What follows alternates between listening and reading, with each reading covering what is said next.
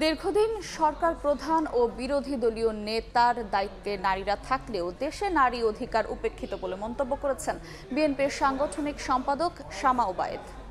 সকালে রাজধানীতে গণঅভ্যুত্থান পরবর্তী রাজনীতিতে নারীর অবস্থান নিয়ে গোলটেবিল বৈঠকে মন্তব্য করেন তিনি।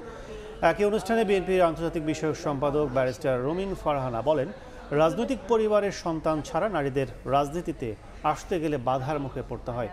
আর গণসংহতি আন্দোলনের প্রধান সমন্বয়কারী জোনায়েদ সাকি ক্রমান্বয়ে সংসদ নির্বাচনে নারীদের অংশগ্রহণ বাড়ানোর প্রস্তাবনা তুলে ধরেন। কিন্তু আরেকটা জিনিস হচ্ছে যে এখানে wages wage gap and the way we make space.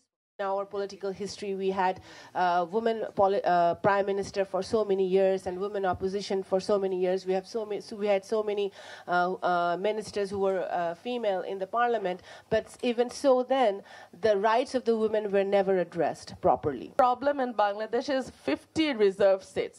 It is a bar because it gives your party some sort of, let her go for reserve seat.